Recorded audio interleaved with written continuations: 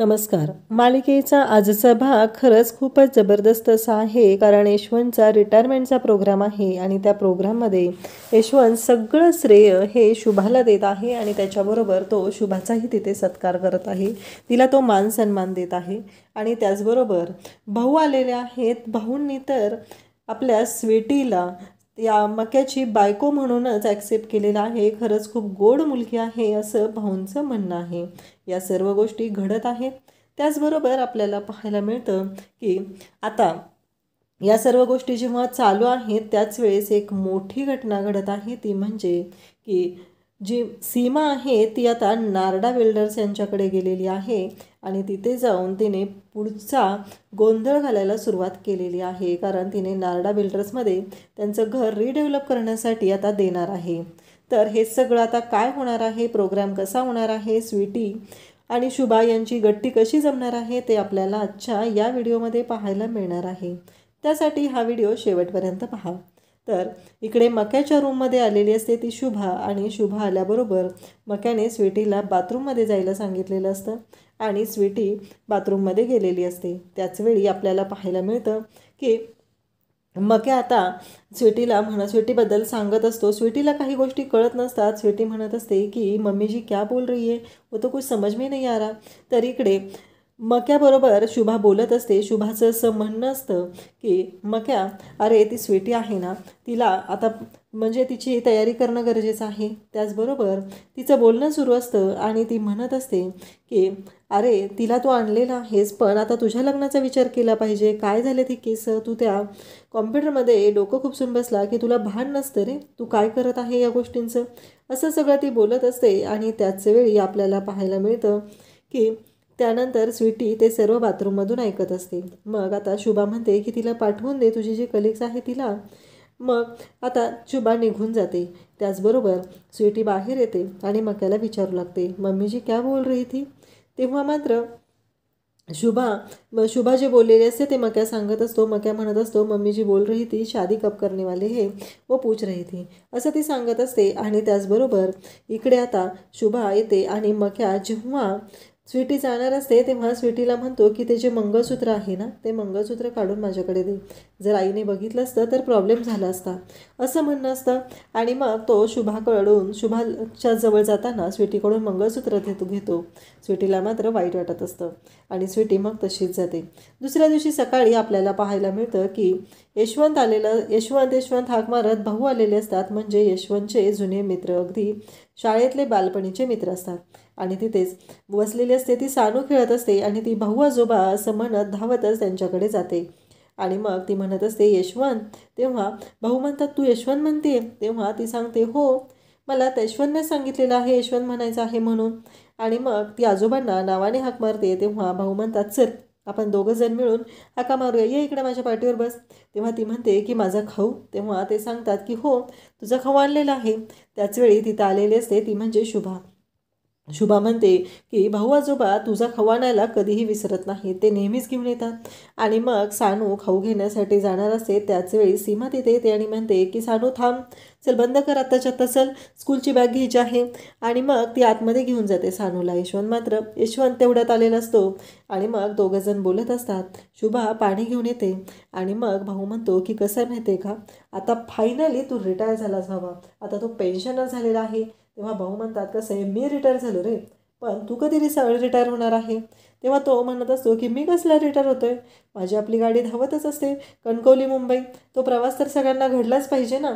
आणि आता तुम्ही दोघांनी मात्र मस्त रिटायर झालेला आहात आणि कणकवलीला यायचं आहे, हे सगळं तो बोलत असतो. आणि मग लगेचच माझी पिशवी कुठं आहे असं यशवंत भाऊला विचारतो आणि आपल्या पिशवीकडे जातो. तेव्हा शुभाला मग भाऊ म्हणत असतो, बघितलं ना, अजूनही ह्याची सवय गेलेली नाही. तेव्हा शुभा म्हणत असते, गावाकडच्या मातीचा सुगंध असतो ना त्या पिशवीला, म्हणून ते आल्याला तुमच्या पिशवीकडे जात असतात.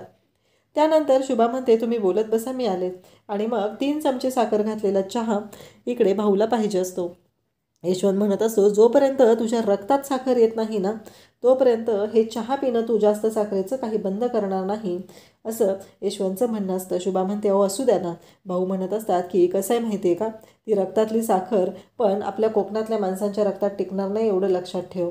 त्यानंतर आपल्याला पाहायला मिळतं सानूला घेऊन सीमा आत गेलेली असते. आता सीमा किचनमध्ये येते आणि आई माझा डबा. तेव्हा शुभा म्हणते की हो तयार आहे, भाजी थंड झाली असेल आता बंद करून घे, असं शुभा तिला सांगत असते.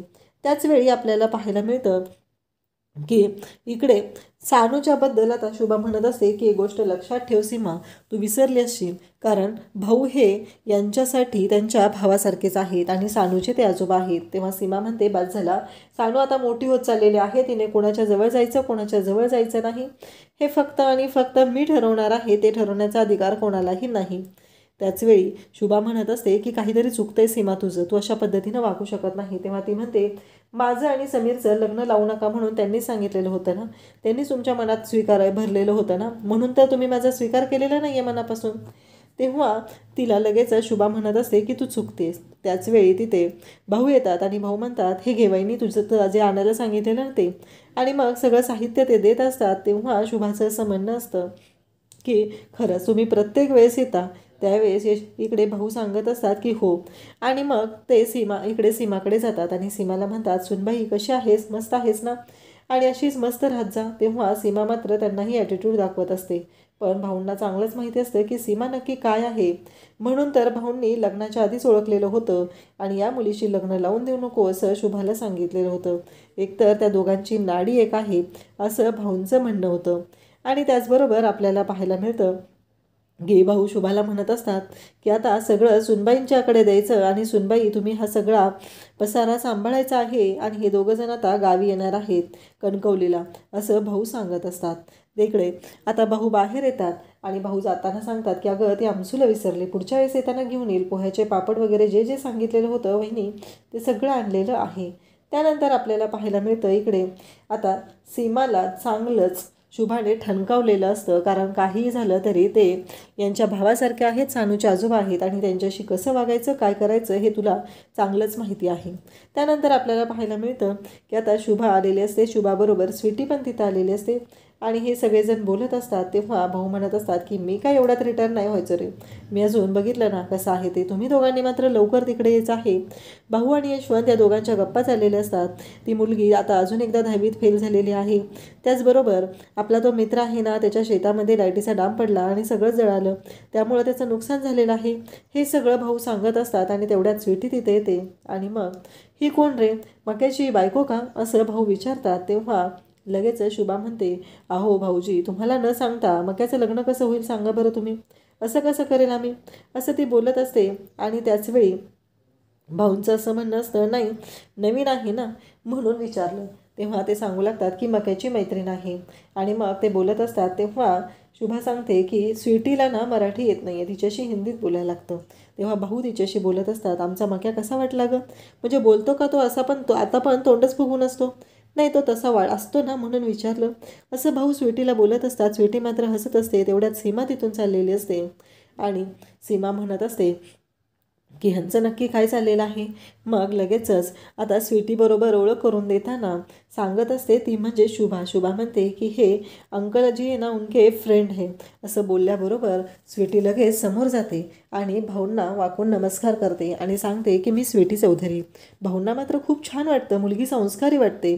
त्याचबरोबर इकडे सीमा आता नारडा बिल्डर्स यांच्याकडे चाललेली असते. काही करून तिला आपलं घर डेव्हलपमेंटला द्यायचं आहे आणि पैसा कमवायचा आहे, यासाठी तिचं हे सगळं चाललेलं असतं. आणि ती नारडा यांच्या ऑफिसमध्ये जाते. तिथं रिसेप्शनला जाऊन वाद घालू लागते, मला नारडा यांना भेटायचं आहे म्हणून. तेव्हा ते म्हणत असते की नाही, नारडा बिल्डर्स असे कोणालाही भेटत नाही, तुम्ही अपॉइंटमेंट घेतली का. तेव्हा आईचं म्हणणं असतं की नाही मी अपॉइंटमेंट घेतलेली नाही, मग तुम्ही अपॉइंटमेंटशिवाय भेटू शकत नाही. आणि मग तिथंही सीमा मात्र वाद घालायचंच काम करत असते. तिला दुसरं काही जमतच नसतं, प्रत्येक वेळेस तिला जिथं जाईल तिथं वाद घालायचा असतो आणि तमाशा उभा करायचा असतो, एवढंच माहिती असतं. तेवढ्यात जी व्यक्ती सीमाला भेटलेली असते ती तिथे येते आणि म्हणते अहो मॅडम तुम्ही मला एकदा कॉल करायचा ना, मी सरांची अपॉइंटमेंट घेऊन ठेवली असती. तेव्हा सीमा म्हणत असते की हो बरोबर आहे, पण मला आज भेटायचंच आहे. तेव्हा ते म्हणतात की बघतो मी, सर अवेलेबल असतील तर तुमची आज भेट होईल, अन्यथा तुम्ही त्यांना भेटू शकणार नाही. तेव्हा सीमा म्हणते माहिती आहे ना मी कोण आहे ते आणि मी का आलेली आहे ते, एवढं लक्षात ठेवा, नाहीतर आम्हाला भरपूर अपॉर्च्युनिटी आहेत, बाकीचेही बिल्डर्स आहेत, आम्ही त्यांच्याकडे जाऊ. तेवढ्यातच समीर ऑफिसमधून आता लवकर येतो. आल्या तो आईला विचारू लागतो काय गं तयारी नाही झाली, म्हणजे आज तुला माहिती आहे ना बाबांचा रिटायरमेंटचा कार्यक्रम आहे. तेव्हा शुभा म्हणत असते, कसली तयारी रे, नक्की काय म्हणायचं आहे तुला? तेव्हा शुभा म्हणत असते की तुला काय म्हणायचं आहे? तेव्हा तो म्हणत असतो, नाही पार्लरला वगैरे गेली नाहीस का? तेव्हा ती म्हणते, माझ्यापाशी काय आहे, बाबांचं सगळं आहे ना. त्याच वेळी स्वीटी तिथं आलेली असते. समीर आल्या आल्या वाल सोलू लागलेला असतो आणि विचारत असतो, आज काय करणार आहे, वालाचं बेडं करणार आहेस की काय करणार आहे? दोघंही मस्त मजेत असतात. हे दृश्य पाहून स्वीटीला मात्र धक्का बसलेला असतो आणि स्वीटीला वाटत असतं की हे खरंच किती सुखी कुटुंब आहे, किती गुणी आहे, हे सगळेजण किती आनंदात आहेत.